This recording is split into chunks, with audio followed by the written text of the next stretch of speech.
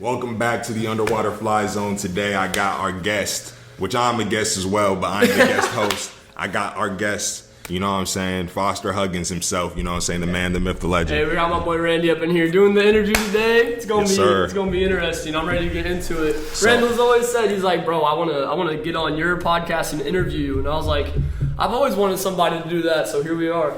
This sticker's whack, bro. I don't even know. I fuck with it. Let's go. Let's get into this, bro.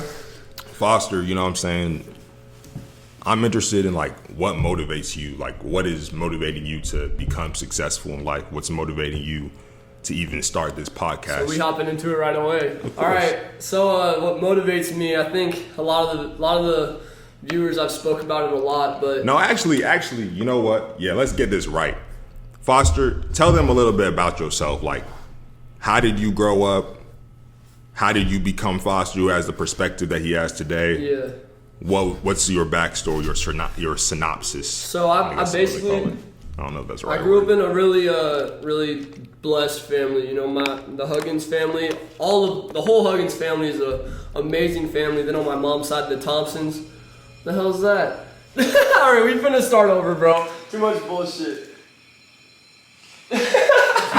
What? No, keep that shit in there. No, keep that shit in there. No, that shit lit though. No, just like, bro, this some dude is I don't know, wedging engineering fucking side.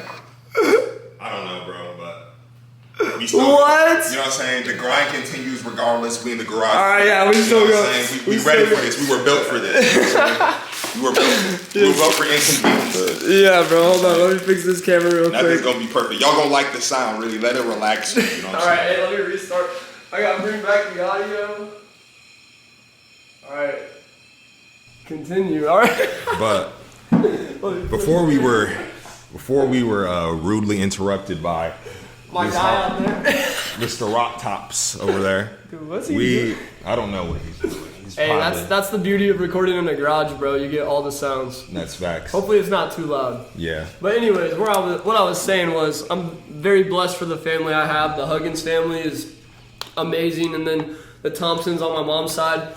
I have a very I don't want to say perfect because perfection is not a thing in this world, but it is a very amazing family, and I would say that it's a very much a family where I feel like I won't be able to fail to the depths of like becoming homeless someday, you know what I'm saying? Facts. And I feel like my parents and my family in general never want to see me fail in life. So I think that for the longest time, I'm just kind of in the play it safe mode. I think that's what I was born into, if you know what I'm saying. Like kind of the go to school, do your best, go to college, graduate, you know, we got you, and then get a job someday. And I think that I could have taken that route, but what kind of switched the mentality for me was my sophomore year of high school on April 23rd when my best friend took his own life. And when that happened, it gave me like a new purpose instead of just like being here and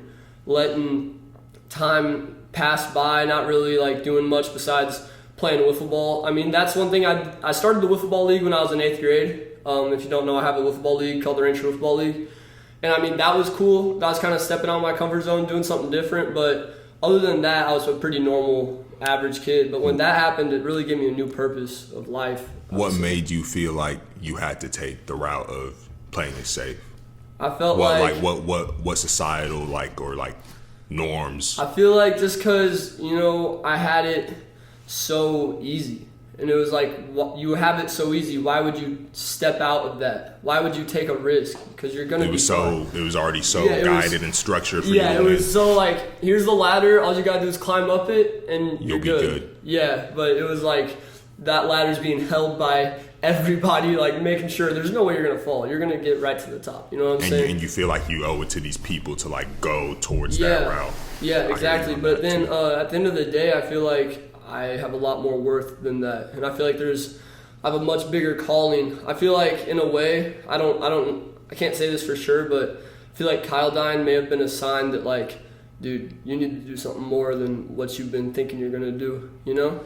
So I just, you know, for a while after he died, it was just dark nights. It was a lot of stuff I went through. You know what I'm saying? What do you feel like it made you realize? Made me, like what did it made you? What did it make you appreciate? What did it make you kind of think about? Well, first it made me realize how easy I had it, because I was like, dang, this is the first thing I've ever had to deal with in my life, for real. Like before that, the saddest thing I ever went through was my dog dying. R.I.P. Charlie. Love that dog. But other than that, it was I just realized, dang, I've had it so easy, and now I'm getting thrown into the fire with like your best friend committing suicide. Because what you don't realize about people close to you dying from suicide is you get so many questions like, what did I do wrong? What like you take the blame for it in a way, even though it's not your fault. You take all the blame for it, and that's what I was going through. I was going through a lot, but what made me realize that there was something I can do with this situation was actually a year later when a kid named Lance Hayes died. Morgan and Matthew, I've had them on episode 2 of season 3. We talked about it. Yeah, R.I.P. Lance. But when he died, realizing, hey, I could be there for these people. And when I reached out to Morgan the day he died, I reached out to her about like 8 hours after it happened, and I talked her through it. And she told me, she said, Foster, there's been hundreds of people reaching out to me today, but the only one that has truly helped was you. And I was like, dang, like that gives me a purpose. So that's when I started. Like, you know, I used to post on my Snapchat story some random motivational stuff, just because I don't know who needs to hear it, but I feel like somebody out there does. And I was always like, I wish that there was somebody out there like that for me, which there was. XXXTentacion was the one for me, bro. Shout out X. He'd be posting some good stuff on his Instagram that helped me through it. But he died, you know, so I was like, maybe...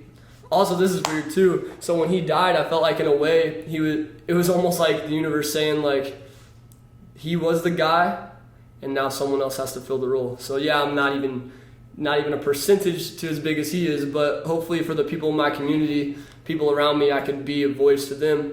Because he didn't know me, he didn't know what I was going through, but he was helping me more than anybody, bro. So like I could be that to somebody out there too, and that's impact people. Yeah, and that's what's elevated now to here we are making a podcast and stuff. Even with the vlogs and stuff like that, like, yeah, that's not about like mental health and stuff, but hopefully it can be a source of entertainment for someone like that might be going through something. They could step out of their reality for a little bit and and kind of like zone in and focus on something positive. And like even though it's just like me going downtown and doing some funny, crazy stuff, maybe that could be a moment in their struggle where they could escape that for a little bit. So that's just the motivation for me, for real, to do any of this, is just remembering how low I was and how much I wish I had somebody and how blessed I was to have X. And I'm just trying to be like a positive light to other people, because I mean nobody know, like that's the meaning of Underwater FlyZone. You can't see what is going on under the water, so you really just got to be nice and spread love to everybody, regardless of who they are. You know, even if they do you wrong at times. For me, there's been people that do me wrong, but I still love them, because at the end of the day, they're people too. And we talked about that before, bro. We talked about that off air. I probably won't get into much of that, but I don't know, bro. To me, it's just, I'm just trying to spread love and uplift the world, because this is your one life, and that's the way I'm trying to spend mine, for real. And like you want to be like, listen.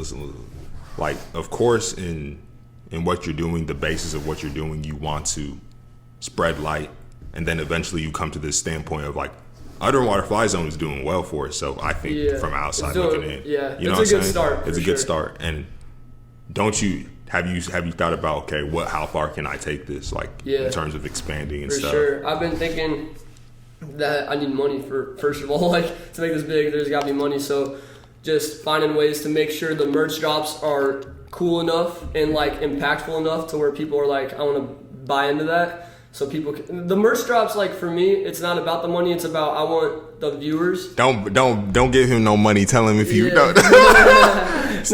No, don't worry, y'all. I'm about to hit a lick after this podcast for you guys, and you know what I'm saying, I'm the Peter Pan of the generation. Yeah, he's going. No, I'm kidding. No, but I'm Foster's bodyguard. So if you mess with Foster, then you know this is my bodyguard. Even this dude over here who interrupting that, we about to spin the block a little bit, a couple times before. He's just out there minding his business. We're like, hey, you want to? We spin once, we spin twice. Water guns. Literally, bro. But obviously I need money, right? And but the merch drops for me is like, how can I make an impact with this shirt? That's why I like putting a quote on the back or on the front like last season, because you don't know how many people are going to read that and be impacted by it. That's facts. Also, I want the viewers to be able to have something they could take away and feel like a part of this, because there's a lot of people out there that want to feel a part of what we're doing because they're impacted by it. So that's the biggest reason, but at the same time I'm making money from it, and I need to use that money wisely to eventually someday buy better mics, buy better editing, buy better cameras. You know what I'm saying? I'm trying to elevate this to a level where it could be a business, and I'm not having to work for somebody and yeah, stuff. not trying to do Underwater FlyZone and be a teacher. I'm trying to just do this. Underwater FlyZone, and you're making an impact. And this thing, like, I like that you are like trying to do something in an entrepreneurial spirit, because I feel like a lot of people play it safe and like take the route of like, oh, this is so easy for me. So when I see you go ahead and step out your zone and to be like, I'm like, I respect that, because a lot of people aren't willing to a lot of people wouldn't even be willing to say, my opinions on this and this situation to help motivate people on their story when they're going back. Most people don't even think like that, or if they do, they won't reveal they think like that. Yeah. So I respect that in terms of that. And then the entrepreneurial spirit of being able to be like, okay, I'm going to go ahead and, you know what I'm saying, go for it and try and, you know, do something with, you know, with life and stuff. So I think a lot of people care too much about other people's opinions. I think that was a big thing for me at first whenever I put out, not even episode 1, before that, putting out just on my Snapchat of me talking. That is so uncomfortable, bro. Like, you're just thinking, all these people are going to think I'm so weird. But then you got to get past that and be like, 99 people are going to think I'm weird, but one person might be impacted, and that's enough for me to even put stuff out like that. And then getting to here, it's like, I'm sure people will see me putting out episodes and be like, this dude's doing too much. But then other people will be like, this dude's changing lives. That's facts. So I'm doing this for the people that are like, he's changing lives. The people that are going to hate, they're going to hate regardless. And that's okay, because if you're being yourself and being authentic, which all I've done has been authentic on this. And doing that, people will come around and and I'm cool with people hating on me if I'm being me, because you can't control that. That's facts. You can only control you. That's facts. I don't know. That's a big thing for me, is like just not caring about judgment. People for real care too much, but at the end of the day that you decide to stop caring what other people think and just be you, that's and chase your dreams. Have success. Yeah, and that's the day you'll find true happiness too. That's like true. You'll have success and you'll be happy with what you're doing.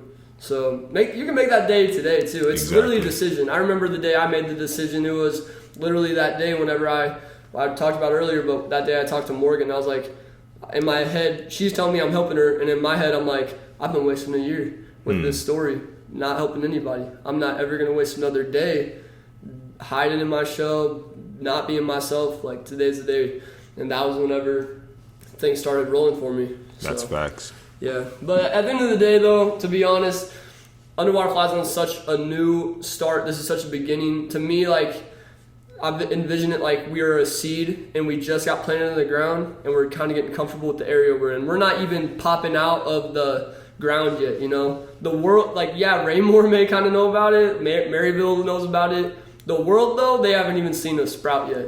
But when the sprout comes, it's going to start growing, because I'm going to be watering that plant. You know what I'm saying? That's facts. But and, like, the thing is, what do you kind of see yourself taking this, like, to, like how do you see yourself expanding?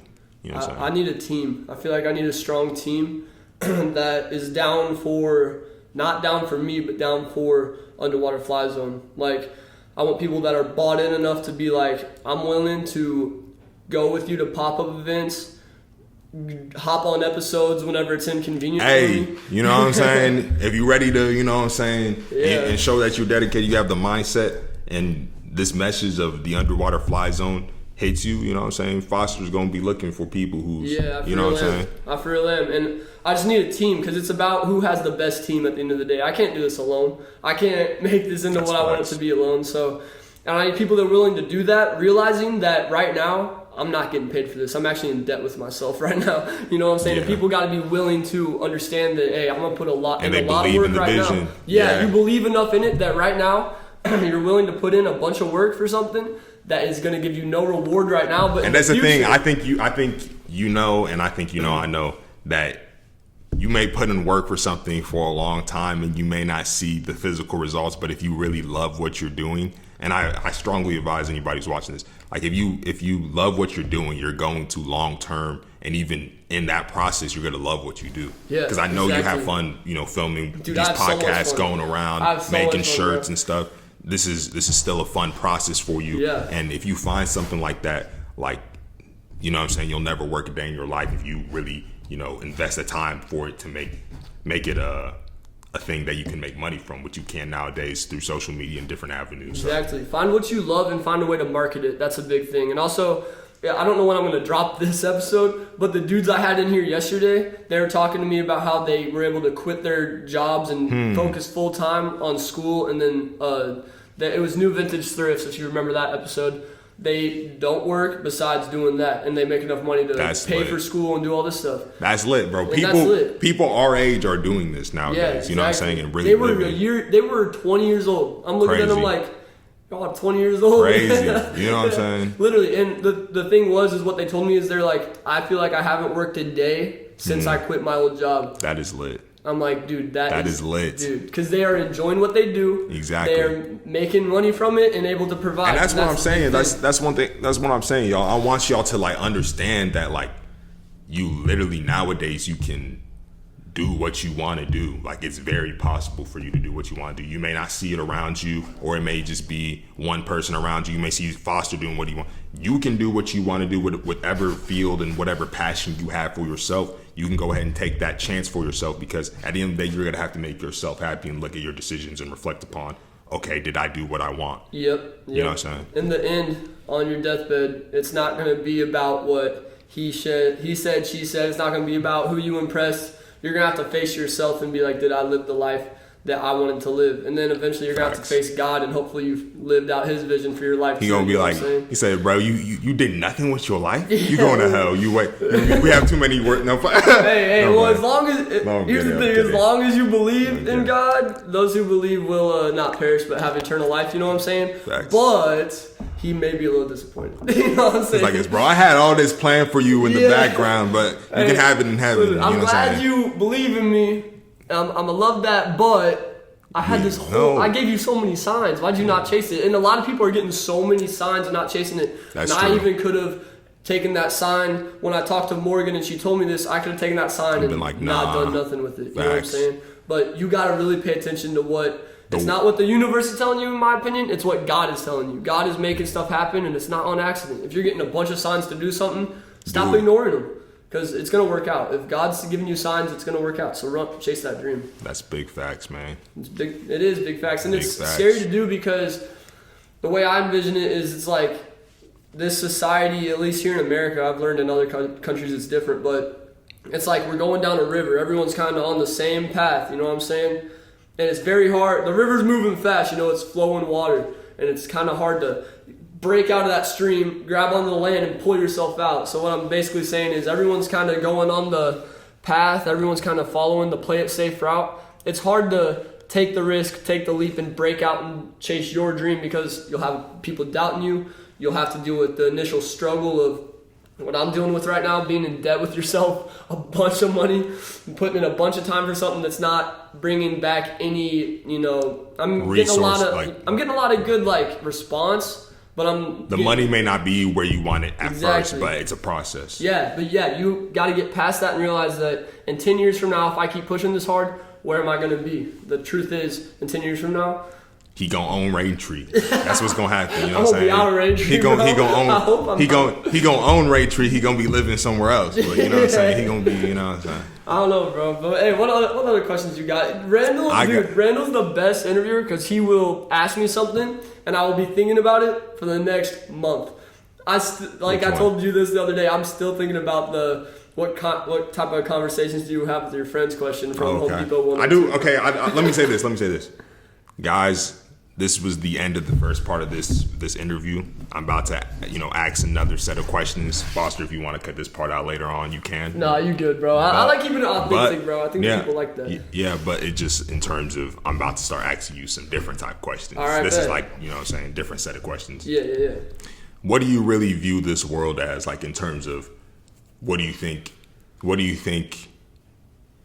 of the financial system? What does anything did like usually a lot of people are entrepreneurs or even have the mindset to chase that. They actually have such a different mindset. A lot of people just like, you may step into it, but eventually you're like, oh, I kind of see, like, has chasing entrepreneurship kind of awakened your mind to like different levels of society and how people think and how certain things are structured for people to just go down? As far as like money in general, I think it's kind of weird that our society is ran by paper, if you think about it. Yeah. But then again, there's no alternative. Yeah. I don't know what the alternative would be, because money is a motivator at the end of the day. That's all it is there for, because no one's going to go out, like our boy over there doing the work in the driveway, he's not going to go out there and do it for nothing. out the kindness of his heart, bro. Like, exactly. No, he needs some money. So money at the end of the day is a reward, but it's just crazy how like people value money more than they value human lives. Like, anybody that goes to Kansas City will see a bunch of people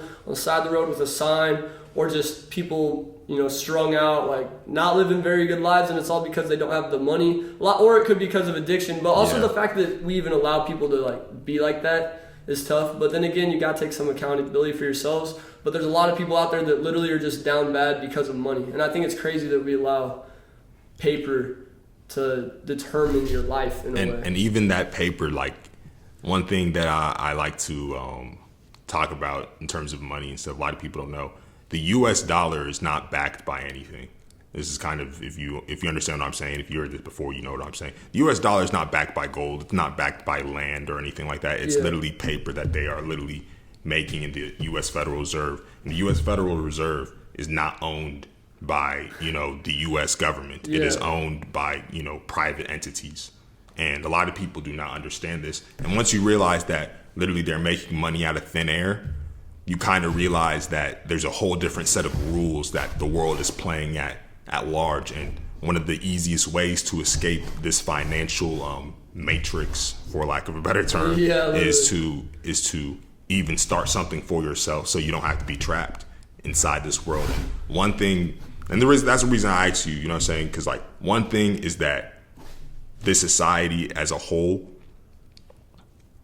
especially during COVID, it kind of taught me that the worlds or the powers that be, they can manipulate certain media things. I don't know what you believe about COVID or nothing like that, but I think it was a little bit, I personally think it was a little bit overblown. You know what I'm saying? In my opinion. Yeah. But I'm not saying that it's not real. I just think it was a little bit overblown by little media. I know people that died from it, but I also do agree it was. I think it was a little bit overblown by people who have their own interest. And this is the thing. Many people believe in the higher the powers that be, for lack of a better term, to look out for them as individuals. The thing is that these people are people too. Yeah. And they are subject to the natures of human, desire and the human flesh. Like, what I'm saying? The Bible talks about the flesh. A lot of time it's selfishness. People are in it for themselves, for real. And this is the thing. When, for example, let's say somebody's born into wealth, right? Someone is born into wealth, and for example, you start off driving a car, and you're going 120 with my Honda Civic is nice, on a highway in the middle of the night by myself. But you had to start off with no car. But someone who was born into riches, they're starting off at 200 miles per hour. So that's really not nothing for them. That's their comfort zone. So what is the motivator for a human being at that point once riches is already abundant within their life? The motivator becomes power, things that they can control, because now it's subject to do certain type of things. It's subject to give them access and give them control of different spaces. You know what I'm saying? That's when they feel alive. This is the psychology of people who are, in an elevated space. Yeah. So now you have to think about these people in power who are the richest because they own the money. They're controlling your mind, and they control you by telling you, okay, you got to wake up this certain time every day. You got to go to work every single day and do this and do this. And then once you do all these type of things, this system, instead of, you see Foster, he said he broke out of that system.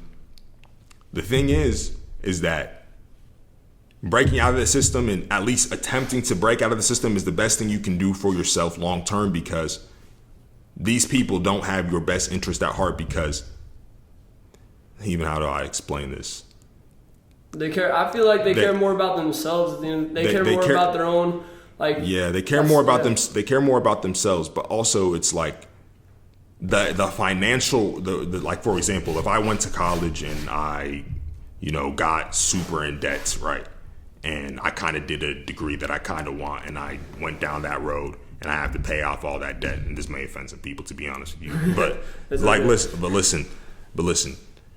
At that point, the system now owns you paying that debt, and then you may, everyone else around me is getting married early and stuff. Let me get married too, and let me go finance a car that I can't afford right now because I'm paying off college debt, and then I'm like doing this and I'm trying to keep up with the people around me. But you realize that the people who are actually living freely are playing a whole different type of game. That's why, for me, I like to encourage doing something that you enjoy and monetizing it. And that's why that's one thing for me when I seen Foster, and one of the things that made me be like, oh, Foster different. Because I was like, Foster, go ahead and doing something different than saying, I don't, you know what I'm saying? But that may be like a little bit deep. This is the last time I'm gonna touch about that, because that's a little bit, you know what I'm saying? But some people are like, mind blown right now. But like, it's just, that's one thing I seen about Foster that is, you know what I'm saying, is interesting. He may not fully see that point of what I'm saying, but I know eventually, just naturally, because of what he's gonna have to do in terms of like taxes and how he's gonna he's gonna know. Yeah, he's gonna know. It definitely, I feel like the control thing is so real. I just in smaller terms in my life right now, working at Walmart this past summer, I feel like I go in there, I work harder than everyone I'm working with, and I get paid the same amount. There's no room for growth. Your hard work is not paying off. So that was me when I first started. I was like, I'm going in here and I'm aching every morning. My back hurts. And it's not for what you want. Yeah, that's the biggest problem. Too, yeah, but the thing is, it's like I'm putting in harder work than everybody else, getting paid the same amount. So I realized, damn it, bro. What? Cut off. Gotta start this. Every day we lit. You can't tell me yet. All right, y'all. So basically, the camera cut out. But what I was saying was, no rappers is dropping any good music right now. I just want to say that too.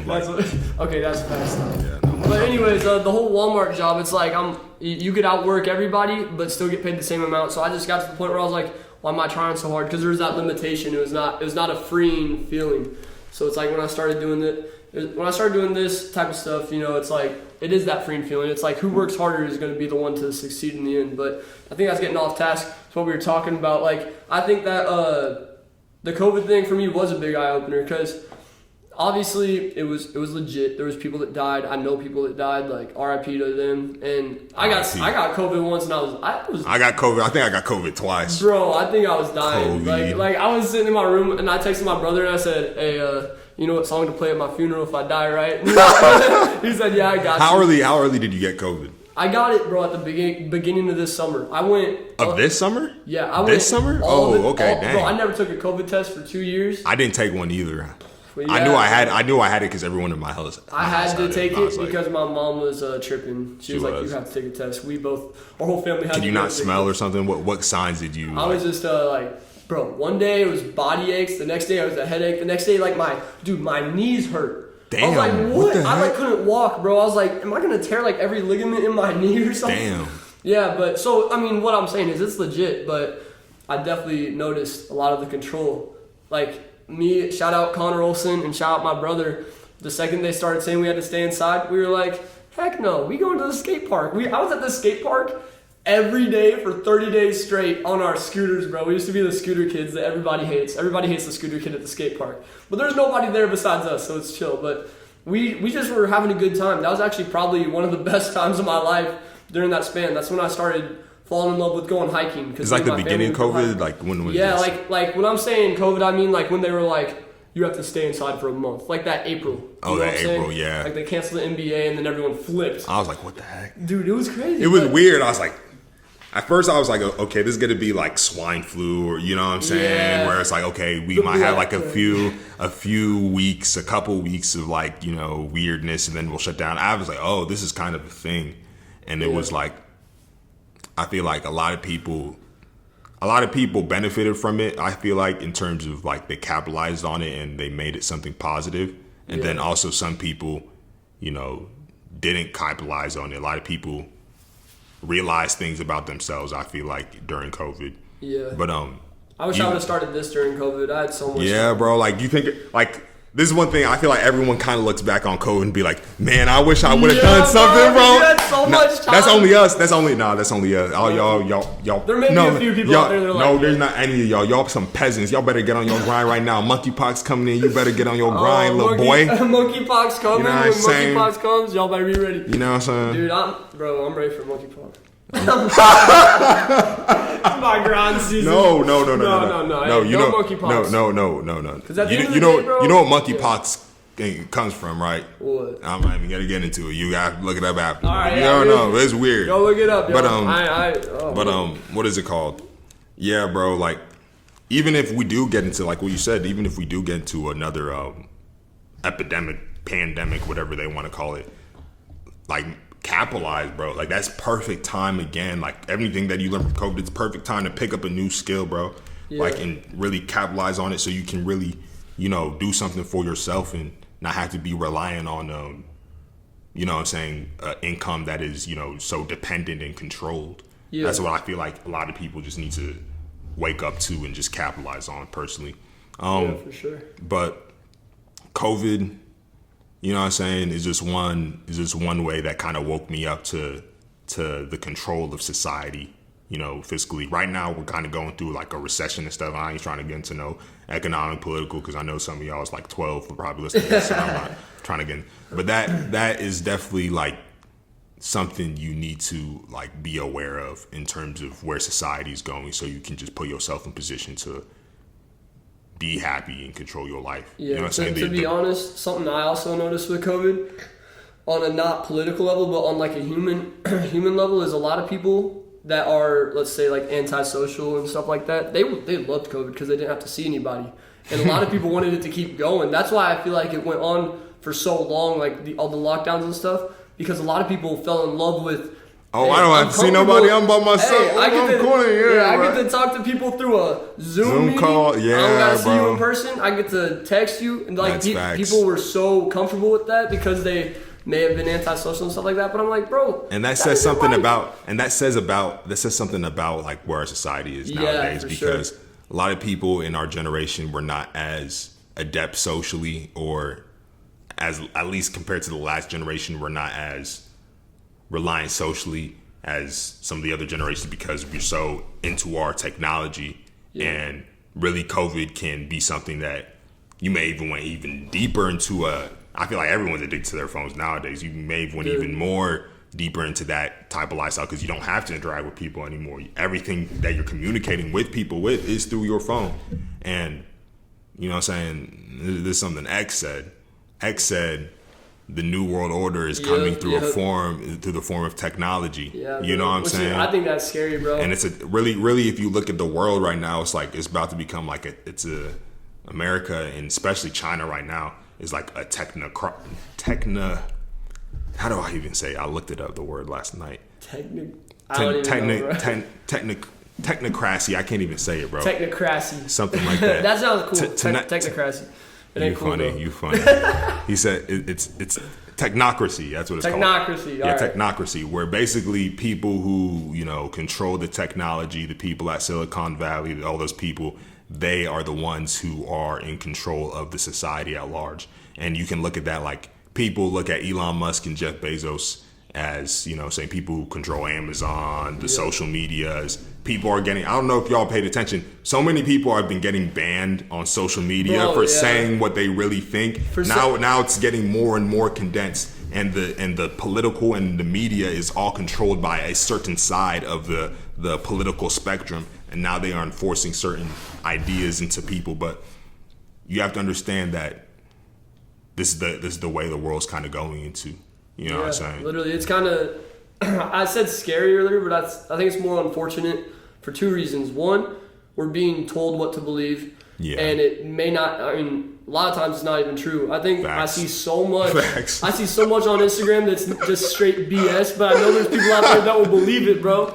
Like, how many times using that, you see something, you're like, that's definitely fake. But there's some people out there that really are going to look at that and be like, oh, that's real. I don't even, and this is a thing, like, people have grown up so on social media that it's hard for them to distinguish what they really see online from real life situations. And you may like the stark difference between you doing something online or having an opinion outside in the real world, and then people in your comment section saying something, or you seeing something out in a post, is so different from how people actually react. Yeah. Most people are gonna be like, "Oh, I don't even care that." Literally. You know what I'm saying? But no, you my pronouns are shut up. You know what I'm saying? Yeah. I came back to social media, like I deleted social media like 2019. I was like, I came back and I seen people, they said they thems and shit. Like, what the fuck? I don't believe. We ain't trying to get into too much of that. Listen. I don't know what it is nowadays. But guess what? If you believe that, you better come square right here, because I got the shotgun with me right now, boy. You gonna meet XXXTentacion and Juice WRLD in heaven, boy. Here's something about the Underwater FlyZone, bro. I ain't trying to be all censored. You know what I'm saying? If you're watching, I want you to hear the truth. And the truth sometimes hurts,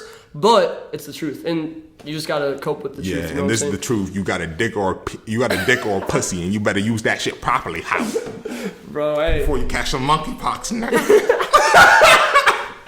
I can't even, bro.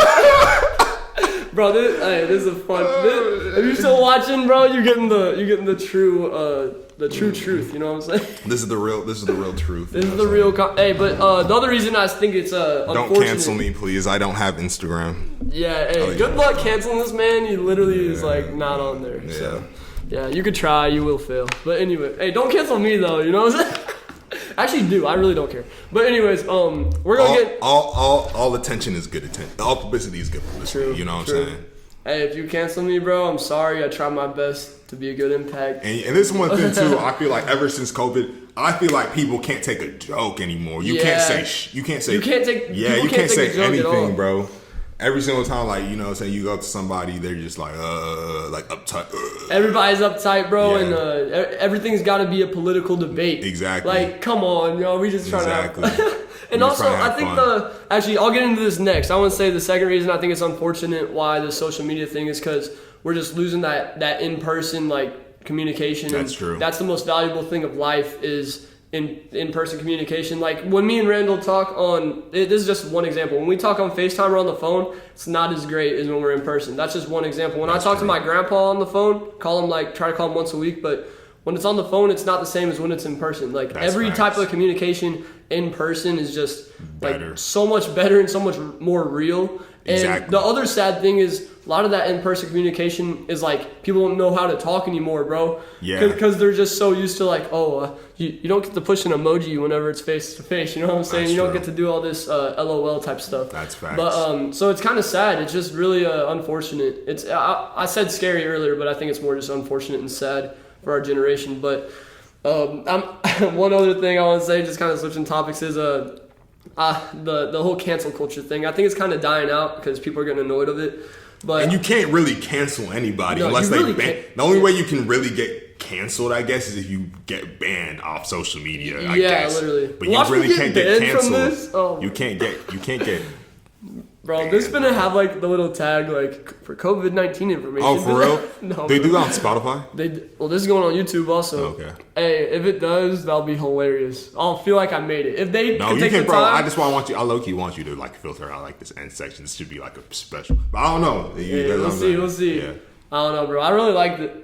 I really like this though. I think people will value from seeing it. Okay. But because I know a content creator. He was saying like he made a video and he was like, delete like Instagram right now, and he got on a different platform, right? Yeah. And then he got deleted off Instagram for making that video, making that video. Really? So they're getting more and more like constrictive on what you can say. Interesting. Yeah. Well, we might mess with it. I don't know. Yeah. I don't know. But with the whole cancel culture thing, one of my favorite sayings, I saw it spray painted in the 7th floor of this abandoned building I was in. It said, "I heart my canceled friends." And I was going to steal that and put it on the back of a shirt, bro. No, that's lit. Dude, it's because this world has lost forgiveness, bro. Like people don't know how to forgive. Like that is so true. Sometimes people, everybody knows this. Sometimes people aren't educated and may say something that's dumb. Yeah. You shouldn't ruin their whole life because they messed up one time. You know what I'm saying? Like, And even farther than that, someone may like, I will get into that situation a little bit from what happened to me recently. One of my actual pretty good friends gave me a bad rating on Spotify, and he was just kind of like, he kind of envied me. And there's a Drake line that goes, imagine how it feels to watch another dude at the top. You know, if that wasn't you, you would be dissing you, dog, or something like that.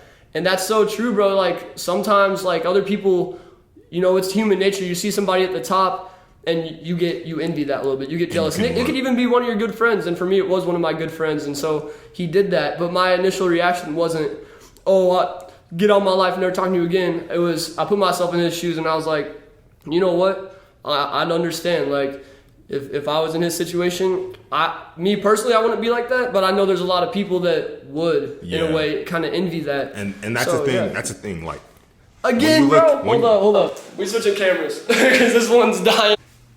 We back from the intermission. You know what I'm saying? Yeah. So, bro, the camera keeps shutting off. It's kind of annoying, but we switched it up. Hopefully, this one's good to go. Shout out my boy Nate. He let me borrow this camera for the summer. It's been clutch all summer long. So. Indeed.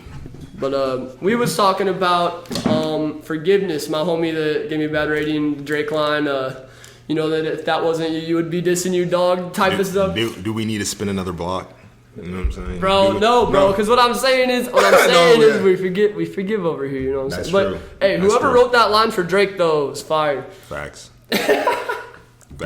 Whoever wrote, yeah, bro. Anyway. Ghostwriter. Hey. But I'm messing with it. But what is it called?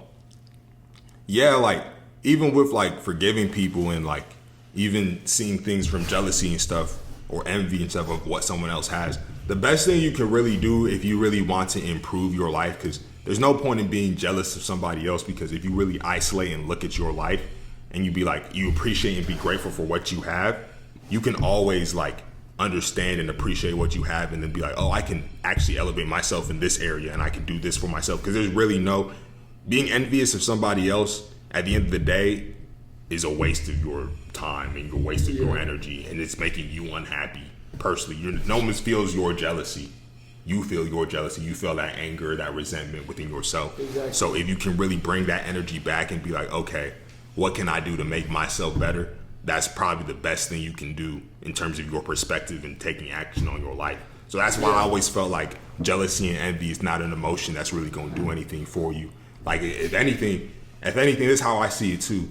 God shows you other people being successful in life because they saying, oh, you seeing that because it's close to your reality. Is how I kind of see that's possible for you too. But you have to just really, isolate on yourself, develop yourself, and then you're going to be in the same exact position. Because I feel like the more you see things in your reality, the closer you are in the same vicinity of that, you're closer to manifesting that, for lack of a better term. I don't like using these spiritual terms because it's overblown, but for sure. You can manifest those things into your reality because you're closer to those things. Yeah, and with the whole cancel culture thing, I think it's so corny that people really sit back and try to destroy someone's life over one mistake, acting like they've never made a mistake in their life either. It's disgusting. Why are you out here comparing when at the end of the day, you probably with your friend said the same thing that you're trying to cancel him for. Exactly, bro. People act like human beings ain't having real conversations away. Dude. Everyone has their own little. Even here, y'all seen some of the conversation. What I'm doing is a cancelable offense, bro. I don't care. I don't care though. Like, because this is real conversation people was having in 2018, 2017 that people's trying to make. 2022. Shut up. The funniest thing is when they try to cancel somebody for something they said back in 1992. I'm like, come on, yo, that's a whole different world, bro. I swear to God, I'm like, what the heck? It's too bad, bro. It's so sad. Funny, bro. Hey, at the end of the day, though, for me, if I was really a big name guy that was getting canceled, you just gotta ignore that, bro. That's true. I would embrace it and make it something. Yeah. Make it something that's funny. Either ignore it or embrace it, but don't give into it. Don't be like, I was wrong. I was. Let me tell you something. Okay, let me tell you something like really has like kind of made me like disgusted and mad as of late. So this individual named Will Smith, he decided to apologize for some reason. I was like, bro, what type of embarrassment are you to your own community? Apologize for the whole Yeah, I'm sorry. I'm sorry that I slapped you, Chris Rock. We can be friends again. Shut up, boy. Nobody want to hear your ass. Yeah, like, oh, that's... You know what I'm saying? Like, this is the thing. This is the thing, bro. Like, this is the thing, bro. If you already canceled Will Smith, he got canceled so bad, and he did such ignorance. It's like, bro, just lay low, my boy. Yeah, like just lay low. You can't even let anything blow over at this point, like, cause you so ingrained. Yeah. You got your wife getting piped out, Future disrespecting your Instagram. Bro, this dude is literally is the king of the simps right now, bro. Like he's bro, I don't know what you're doing, like, bro, embarrassing. Like what type of He's sitting on the throne, bro. What type of lack of mental self-respect? Bro, that is too funny. I like that you fill in with the world stuff, because I don't really pay attention to know people like that. I saw the slap. You can't not see the slap, but I don't.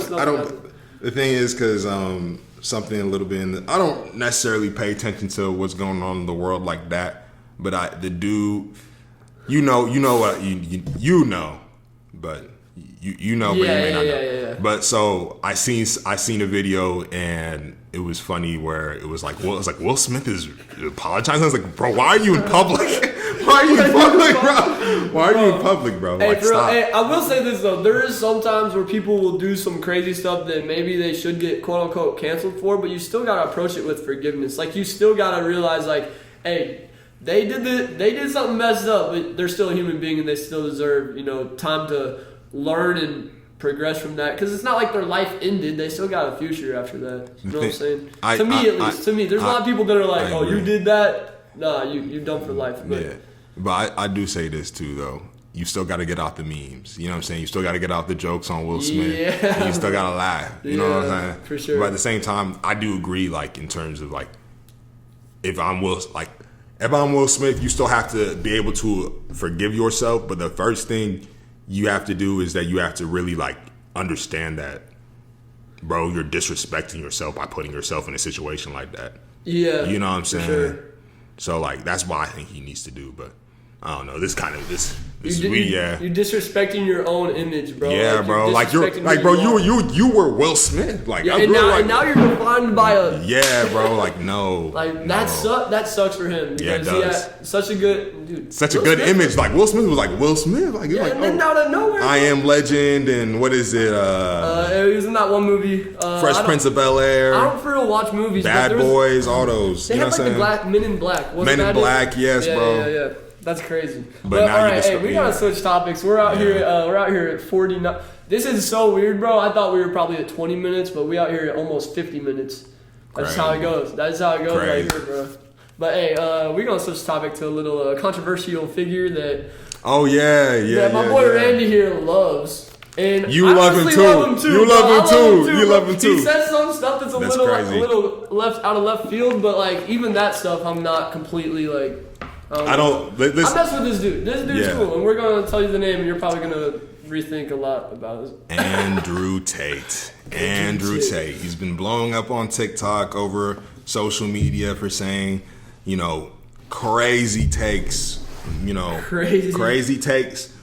At least in our society today. Crazy. But I think it's hard to speak out like that with the whole cancel culture thing. Exactly. Bro. It's hard to speak out at all, for real. And basically, this is also why he also disproves why cancel culture doesn't exist, just for the fact that he exists. Yeah, because, bro, he blew up off people trying to cancel him. Basically, he was saying cancelable things. It's just like so engaging. Like, but at the same time, I'm like, this is the thing. He says a lot of things that are rooted in traditional values and like old school ways that have not been introduced or not been pushed away, at least in the Western world. For sure. You know what I'm saying? And like a lot of things he says are foundationally the perspective of people, of human beings for like years and years and years and stuff. And he's trying to bring it back into the modern age. I don't think that necessarily it's the right route for everyone to take in life or to adopt, and I definitely don't agree with everything this person says, but you know what I'm saying, I think it shows a mind that is very adept for you to listen to him and then be able to be like, oh, I see where he's coming from. I may disagree with where he's coming from, or I may like not even agree at all. But at the same time, I can at least hear him out, and I can be somewhat objective. Yeah, something for me in my life is like if I hear something that someone says and it makes me mad, I just realize it's probably the truth. Because if it was some BS, I would just disregard it completely. So when I hear something and I'm just feeling like kind of like, what, like that kind of stung. I'm like, that might be the truth then. Like that's I don't know. That's not for everybody. It's not for me. It's like this is why I say it's at least something to question yourself about and really like reflect upon and see like why are you mad about that? Yeah, because when people say nonsense to me, I'm just like, all right, I'll brush that off. But when people just say something that sticks with me, I'm like, I'm gonna look into that a little farther because that. And you gotta really sit down and like. Because at the end of the day, the saying "truth hurts" is so true, bro. Facts. Truth does hurt. Yeah. A lot, and I think that's why some. And that's one thing so I feel like that's why you even take like if we put this back into like our individual worlds, I feel like a lot of times when you went through certain pains or something like that. Yeah. That forced you to elevate and adopt a new perspective for you to keep on going on. Like for a lot of the times when you said, you know what I'm saying, you had to deal with your best friend. Yeah. Like they forced you eventually to have certain breakthroughs. There's a lot of stuff you gotta realize. Stuff you got to realize. And if you confront those things, it could really just open up a whole new world for you to, you know, dive into. And there's there's a lot of truths that I had to deal with that hurt, bro. Like to be honest, my best friend committed suicide. To be like, the truth is, what was I doing wrong? Because at the end of the day, is that what? Like that's interesting. Dude, I think about. I'm like, how did my best friend do that? There was stuff I never had deep conversations with him. I never. You gotta realize who I was back then. I didn't even think anything like that. So we never. You were 8th grade and stuff. Bro, we were best friends because we went out and played football. We were best friends because we went out and went fishing, just always having fun. We never sat down, had a deep conversation. We never did none of that. And I was 15, so it's like I wasn't thinking like that at the time. But that's not an excuse because at the end of the day, is that like because that's actually interesting. You think like you actually mentally you put that blame on yourself? In a way, yeah. I was like, do you feel like it gives you more mental control over your mindset and how you? Because I feel like that. Yourself? I feel like it's true. I feel like it's true that I was lacking something.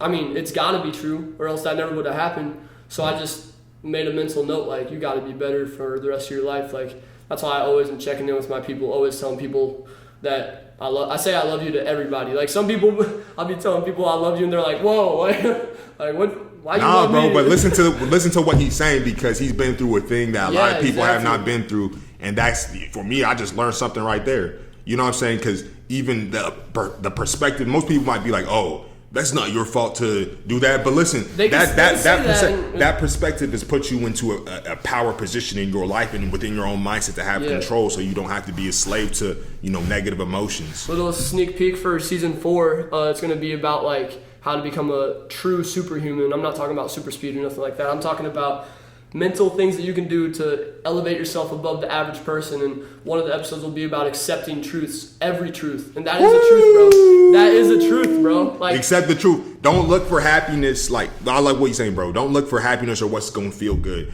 You have to really confront the truth if you even going to get to any type of success or progress in life. Yeah. Because most of these things, you know what I'm saying, this world is really a dichotomy, and it's really, many things are just contradictory to like just how they work. And if you can accept something that is hard, you can really put yourself to get something that is great for yourself, and that is easy. You're in a power position. You're in control of your situation, bro. Like, that really put me in control and really made me realize, like, yeah, this sucks to think about, but it's true. Like, and you confronted it. Confronted it, and let's accept it and let's learn from it. Yeah. And there's a lot more. I'm trying to think of more stuff like that, but there's just a lot of stuff like that throughout my life. Like, even on our last episode, Home Depot 101, if y'all go listen to that, a lot of good stuff was said. But I was a little baby in that. I'm not elevated because I was saying stuff like, bro, I don't know how to say no to people, all this stuff.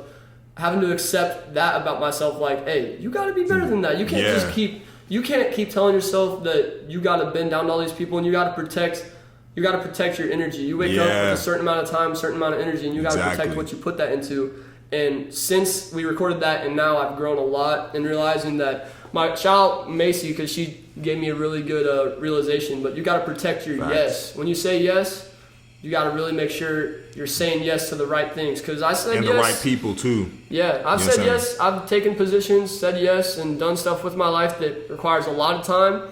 And to be honest, I don't care much about it. I did it back in the time where I couldn't say no, but in reality, I was just a little baby. I had to boss up, and now I realized. And you got it. And this thing too, like I like that you saying even this thing. People saying, "Oh, he's calling himself a little bit." No, he's saying he's really putting himself into. He's talking to his mind. Yeah. There's a certain way you got to. There's a certain way you got to talk to your mind if you're going to be successful. You're just not going to be like, "Oh, you got a participation trophy." Yeah. Nah, bro. You gonna have to tell yourself, "Hey, bro, I'm a warrior." This like sometimes I'm gonna have to go in and really talk to myself and position myself in a way that's going to be respectable. Yeah. This is just a mindset that I'm about to say, but it's something that I've thought of. It's like whenever I die and I see God, I don't want to be standing there in a collared shirt. Hey, what's up, Jesus? I want to be up there with scars on my eyes. I want my soul to be just ripped up, and I'll be like, God, look what I did for you, bro. I took all these hits. Facts. I took all these. I was a warrior down there on earth. Facts. Trying to fight for you. Facts. And I mean, the way you do that is you accept these hard truths, bro, because a lot of people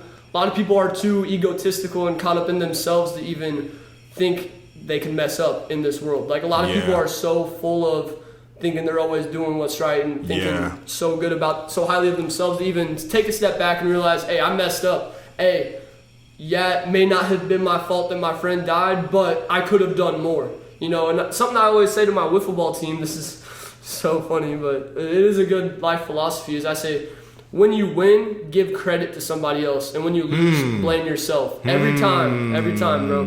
Because when you win, this man spitting some gems right now, bro. He's spitting some gems. I hope. Hey, if you still take that to heart, man. Yeah, but for real, like whenever you win, give credit, because that's just keeping you humble and that's elevating somebody else.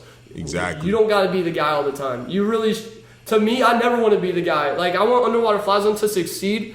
And I want to do all the work, but I want a whole team to be embraced for it. I don't want it to just be me, because this isn't about me.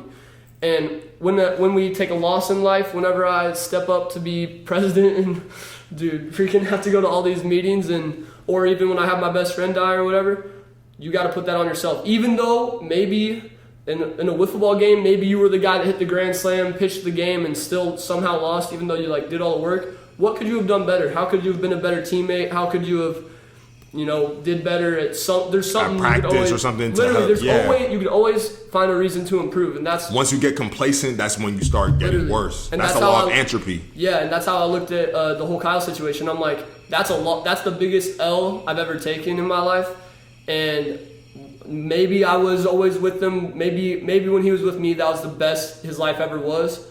But what could I have done to even make his life even better, to where he'd never, where did I go wrong? You know what I'm saying? So, I mean, that's just one example, but that's just the way I try to look at everything. You know what I'm saying? Like, when there's a loss, always put it on yourself. That's a great perspective to adopt, because really it's going to make you keep on taking action. It's going to keep you in a positive position of, I am not a victim. Yeah. You know what I'm saying? Because that victim mindset that everyone likes nowadays is very dangerous in terms of getting stuff done. And in terms of elevating and chasing your dreams, because everyone wants to make an excuse. Exactly. Everybody wants to find an excuse, but you create your own reality. So if you fill your reality, if you fill your right now with excuses, your reality in the future is going to be whatever that excuse right now exactly was. Exactly, bro. Yeah, and guess what? Even you saying that, that's metaphysical and even in mindset, because literally that excuse that you keep on telling yourself instead of just taking action and doing something, literally you'll be trapped by that physically because that's what you told yourself mentally. And now you're in that physical actual position. You have to actually really see these things in your imagination and see what you're telling yourself, and if it's going to become true for yourself. Don't give yourself no excuse. Don't give yourself no excuse. You got to see it, but you got to act on it too. You know what I'm saying? Like, if you want something but you don't have the time, and you make that excuse that, I want it, but I don't. Then I don't you're really have not time gonna right have now. the Then time. you ain't ever gonna have the time, and you ain't ever gonna have Exactly. your dreams. Exactly. And you always have the time. I'll tell you that. Like, Exactly. You, bro. I don't care how busy you are. It's never gonna be perfect. It's never, dude. There's the right time. God's never gonna be like, all right, you're free now. Exactly. Like even in this interview, we going like for probably an hour almost. Foster still has to go do something else at 12. I still got to go do something with my car later on. He still has to film another one of these. There's so many things that it's never going to be, I got time to do stuff. But it's just about telling yourself that this is worth it. You know what I'm saying? It's telling yourself, I'm not going to be a victim in life, and I'm not going to get complacent in life, just so you can be happy in life. Yep, and it's funny that the Andrew Tate got us down the loop to right here, bro. Facts. It's just talking about truth, bro, because he spits a lot of truth. He spits a lot of nonsense that's like, it's just kind of like, I wouldn't say nonsense, but like to the extremes. He spits a lot of extremes, which kind of he does that. He does that to kind of invoke and market and clickbait. Which is smart. It's a marketing strategy. But if you really take away all the BS that he's trying to like cover up some of the stuff as or whatever, or just the extremes of that, when you just get to that, he's really just trying to tell you, get on your shit. Yeah, you know what I'm saying? Real, get on your shit, and then you know what I'm saying. That's probably going to be the best thing you can do in your life when you reflect back. Yeah, for sure. But he's got those good old fashioned values. You know what I'm saying? We talked about that last. Good old fashioned values, and which we used to relax. I was waiting for it. Family Guy, bro. I was waiting for it. You said that last episode. And that's just funny. That's too funny. That's too funny, bro. Hey, we trying to go a little more. I mean, we just hit an hour, bro. If you got. Throw me one more question, bro. Throw me a question that I'm about to think of until next 2025, bro. Let's see. We at one, bro. That's hold on. That's sick. Bro, let's hit a freestyle real quick. Like we trying to rap? I mean, like a little bit. Just we're just for fun while I think about something. Hey, Underwater FlyZone. And you know I'm in the zone. And you know we got Google Chrome. When it's stocking on us. We got Audacity in the back. Hey. Which I don't even know. Hey, and my freestyle whack. Ooh.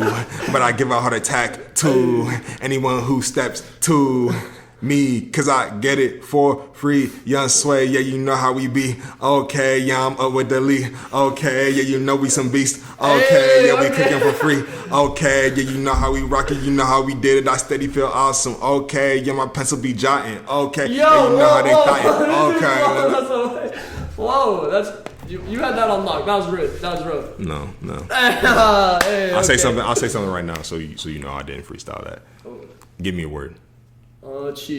Chiefs, Young Sway, gotta do it. I'm a beast, and you know I got to eat, and I'm steady in the garage. You know we did it off the top, and you know we getting money. Yeah, you know we never stop. Hey, he got a hat on, and you know we got it. Yeah, you know I put my black on. Randy swear I did it, cause I'm getting with that rap on. You know we got that cap on. You know we gotta do it. Yeah, you know I'm learning.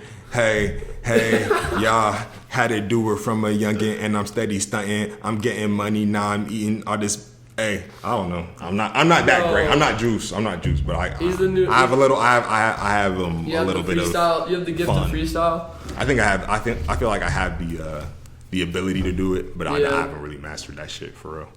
Bro, I've always said you sound like Kid Cudi. Yeah. Especially on that one song with Swoop. R.I.P. Jackson, bro. Yeah, for real. That's what I'm saying, y'all. Life isn't light, bro. Like life isn't really guaranteed, bro. Like for real, like. I still think sometimes I'm like, damn, like Jackson's dead, bro. And I grew up playing football with Jackson, bro. Like I recorded that's the first song I ever recorded. It was at his house, bro. I still remember what we did like before. Prophecy, bro. Yeah, bro, that shit's weird sometimes. Hey, and even Adam too. Like I was like, damn, bro. Like he's like. I always seen him as like the little kid on the hallway having fun, kind of did his own thing. I was like, oh, he's gonna grow up and do his own thing. It's like, dang. That's for me, and you probably already went through those realizations. Yeah, bro. But it's like it's weird to me sometimes, bro. Being in like Kyle's graduation, they had a little chair set up for him, and he was my brother's age, so like seeing my brother graduate, and then we walked over and stood by that chair, bro, and I'm just like, this is just weird. Like, he should be here. Like, those are the weird realizations that you'll have, and like weird experiences that we'll all deal with. Everyone's gonna lose. Yeah. Everyone's gonna die, bro. So everyone's gonna deal with death at some point. And I think it's important to realize, like, today, like, waking up is not guaranteed. Like, literally, our boy R.I.P. Breland, didn't he just R.I.P. Breland, man. Breland was, I didn't know him, but I just knew of him, and I don't know, I always saw him in posts being funny. Looked like a great dude, and it's just like waking up is a gift, bro. Yeah. And there was a reason that you were woken up today. So what are you gonna do with it? Like, God is waking you up every day. It's not just. And that's even more of an incentive to do what you need to do in this life, bro. Like, because honestly, bro, like, no matter, I'm just gonna go to do this, whatever you're dragging your feet to do. Figure out what you really want to do. Do it. I know there's plenty of people who are watching this. You really know what you want to do, and you just don't want to take the chance to do it. Yeah. Go ahead and step into that and attack that, because at the end of the day, like, God's waking you up for a reason. You know what I'm saying? And it may not be the same path as, you know what I'm saying, your mom, your dad, Randall, Foster, your brother. It's probably not, to be honest. It's probably but guess what? You stepping into that unique you is gonna do the best for yourself, and it's gonna make you the most happiest. Exactly, dude. Like, another sense of urgency is like, you might not wake up tomorrow. So you saying you don't have the time today, you really comfortable with putting that off? Because I'm not. That's what my girlfriend sometimes will tell me, like, you need a rest day. You're doing too much. You just need a day to rest. I'm like, Macy, I appreciate you, like, trying to look out for my rest, because it's important to rest. It is. And I do try to take some time to chill out for here and there. Like maybe I'll take an hour to just watch. Being on go is a momentum, man. It is. It is a momentum thing. And also, it's like, I tell Macy, I'm like, tomorrow's not guaranteed. Today's the day. If I die tomorrow on my way to heaven, I don't know what it's going to be like, but I want to feel happy, at least knowing that I put my all. I was putting my all into it. Bro. I may not have gotten to my potential, but at least I was putting my all into it. You know what I'm saying? You know what I'm saying? You ever been, like, reflected on a day and be like, I may not be, like, at the end goal yet, but I look back and, like, you're proud of yourself? Yeah, you're proud of yourself. Bro. It's been especially this summer. Every night when I go to bed, I'm like, yeah, I just blew 9 hours of my life at Walmart, but hey, I made money, I needed it, and right when I got off work, I recorded an episode, made 10 edits for freaking TikTok or whatever. Like, bro, I'm like, at least I'm pushing and I'm proud of myself, but there's also been times in my life where I'm sitting there like, gosh, I'm so much more than this. Like, there's so much, like, so it's that balance, and I think that it's important to try to go to bed every night being proud of yourself, and I have been lately. That's true. But there was my freshman year of college, that was a time when I was like, why am I on Snap so much? Why is my screen time at 7 hours? My screen time's still like at 7 hours, but it's like 4 of those are doing work, because my work is on my phone. But back in the day, it was like 7-8 hours of screen time of snapping people back on Snap, like stupid stuff that doesn't matter. Like, why do I even have Snapchat? Like, I don't know. This is one thing. Okay, like, this is one thing I'm an advocate against. I'm not even saying I'm an advocate against. That's crazy. But I'll say this. I'm out on the streets protesting. Fuck Snapchat. Yeah, for real. I mean, I'm looting the Snapchat digital store. But what is it called? They do? They have subscription now. They sell merch, and it's like, you want Snapchat Plus for $10 a month. What is that? Dude, I don't know. I'm definitely not getting that. That's weird, right? I seen on Twitter they have, like, super fans now, super followers or some weird shit like that. Social media is getting weird now. It's like, but for real, how long are you gonna let those nights feeling disappointed in yourself gonna continue? Like, bro, I got to the point where I'm like, I can't do this no more. Even whenever I was there was nights like that, even when I was doing Underwater FlyZone, like after I started this, where I'm like, really, like, I just didn't even do anything today. Like, come on. And I've really pushed myself. I think that's one thing too. I think I prayed to God before I took president of SIGAP. I'm like, God, should I do it? Should I not? And I felt him pushing me to do it. So I was like, all right, I'm gonna do it. And while it has sucked, it has taught me a lot about accountability. Like, I know I gotta stay on my stuff, because, bro, it's a lot of work taking away time. So it's pushing me to even do it even more. I don't know. I feel like I've grown up a lot. It's like a momentum of, like, just you being on top of stuff, and it's forcing you to, like... Dude. Like, dealing with school, president, podcast, wiffle ball YouTube, podcast, Instagram. all this girlfriend, school. God is just putting you in position for how much you're gonna be ready for. Bro. It's gonna be easy for you once you really, you know what I'm saying. And sometimes it takes going through the fire to truly get refined to be high. Like sometimes the lower you go, the higher you will come up. So I feel like right now, I'm going through the grind. It's like in the gym, bro. If you're going on 5 pounds and going at it, nothing's growing. But if you start really pushing yourself, you start expanding the muscles. Yeah, and that's what I'm doing for my work ethic right now and for my mental state and my grind, for real. So, what I'm trying to say is push yourself, step out of the comfort zone. Your comfort zone is your biggest enemy, in my opinion. Comfort zone and the enemy itself, the devil, those are your two biggest enemies. So always be trying to take risks, smart risks, and then also always be guarding your heart and knowing that some things can be a blessing in disguise, you know what I'm saying? So, I don't know, we can get into a whole other thing about that, but we getting hella long. You like it, or you want to? You got any more you want to say? You know this ain't the last time we recorded, but for this episode specifically, I feel like we just kind of threw in Andrew Tate and then went on a whole new thing, which is so funny because I don't know. I think that's cool though. I feel like we have a lot of different talking points that are pretty interesting. Dude, I think this episode's been fire. I honestly, you came over and I had no clue what we were gonna record about, and I think that is the way we should do it from now on. I like that. I think that I was talking about the team, Randall, we always have good conversations, bro. I think that hopefully the fans love you and that this could really you could be coming back on here often, you know what I'm saying? Facts, bro. If you'd be down for that. Facts, I am. I am. Let's get it, bro. I mess with it. What does it say? Movie recording has been stopped. Alright, we finna end this off with out the camera because we just doing the outro, so we chilling. Peace. Peace out. Thank y'all for listening. Randall, you want to do the outro, Mr. Host? What is the outro? I don't know. Just say love you guys. You know what I'm saying? I love you guys. And actually, this thing. I actually do really love people. If you really know me from my younger years, I really do love people and stuff. I love helping people. I love that. But at the same time, y'all protect yourselves mentally because not everybody has good intentions. Have sympathy for those individuals, you know what I'm saying? And have, love for those individuals for yourself. But like Foster said earlier, protect your heart and love yourself too. Yep. And love yourself. Love yourself. And I love you guys. Thank you for tuning into this episode of the Underwater FlyZone. Y'all take care of yourselves. Until next time, peace. Yes, sir.